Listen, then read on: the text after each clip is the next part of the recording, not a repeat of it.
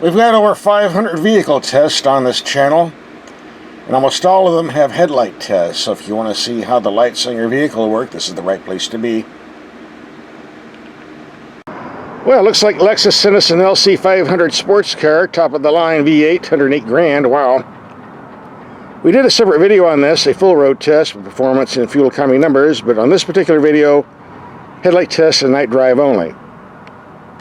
This comes standard with triple beam LEDs, a $1,200 option on other Lexus models, but standard on this, so let's take it out and see how they work. Alright, it's dark enough. Let's take these triple beam headlights out and see how they work. Look pretty bright to me, and they're on low beam. And here's what the taillights look like. They're not very big, but bright enough. And the emergency lights, pretty big ones. Big and bright. Have it on the outside mirror too. Pretty bright, in spite of the small size. Yeah, now we can see it without the headlights on, drowning everything out. And from the rear, put the transmission in reverse, and this is what we see. A very small screen, but it's kind of cramped in here. And here's the gauge cluster. If you change the normal mode to Sport, Eco, gives you a light show.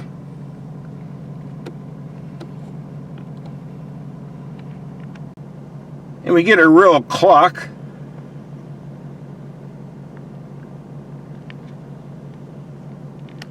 And moving down, all the buttons and knobs light up pretty good. When you turn the steering wheel to the left or right, you get what are called puddle lamps.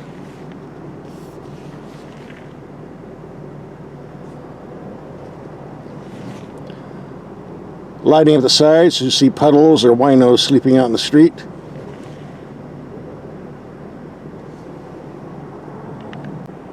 Let's try this again where it's darker. There we go. Well, these are strong ones. Lighting up the whole neighborhood. Alright, let's get to the headlights. We have the low beams on, very bright, but just barely over the bushes. I've seen this before in other Lexus models with these triple beams. High beams, outstanding. Low beams, bright, but a bit lower than I would like. We're taking this out in the country and see how these work in the real world. Now let's take a dark, dingy street. No headlights. Low beam, high beam.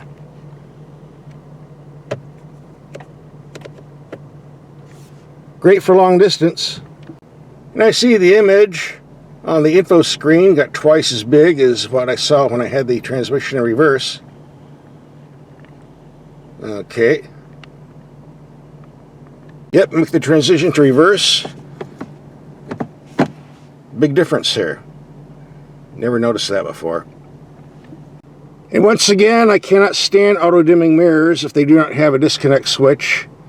I do not want to drive in the city limits with blacked out mirrors. It's not safe, in my opinion, but we do have a disconnect switch here to turn it off, so good to go. And for small dark streets like this, the low beams do a pretty good job at close range, but you really want the high beam for best effect. This neighborhood has more cars than a car lot. Unbelievable. So let's take this out on the freeway, see how it lights up the road.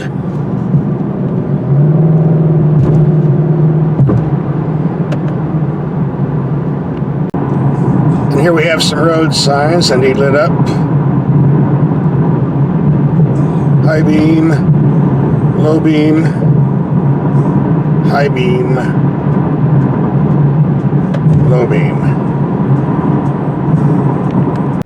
Hey, it looks like we have a bunch of cones laying out in the road. We don't want to hit those. Not a brand new car, it's only got 450 miles on it. Of course, I wouldn't want to do it if it had 4,000 miles on it, but you get my point.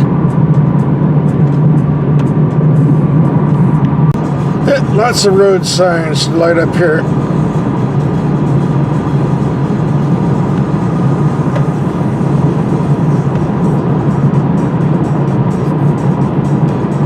Alright, let's take this out in the sticks. As you can see, when you have headlights that cut off rather sharply, it can be a problem when you're entering dips. I cannot see what's on top of that hill. Could be a mountain lion or a skunk.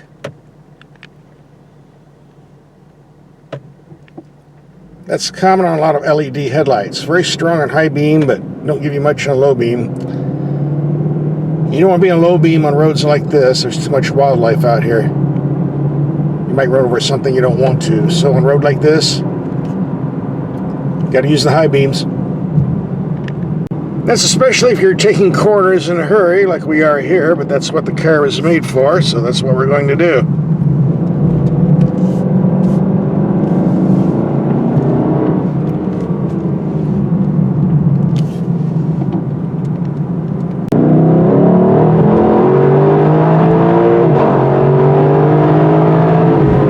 So here's the ultimate headlight test. Can we light up the jail from this distance? And on high beam, yes we can, but go to low beam. Not much. Can't even see the jail sign. So it flunked this test, but seems pretty reasonable on all the other tests. And here's another reason you need nice headlights, because you don't want to drive through that unexpectedly, especially in a low-slung sports car like this. So we won't. That was a nice little drive we did last night. If you want to see the full road test, here's the link coming up. And subscribe, we need the gas money.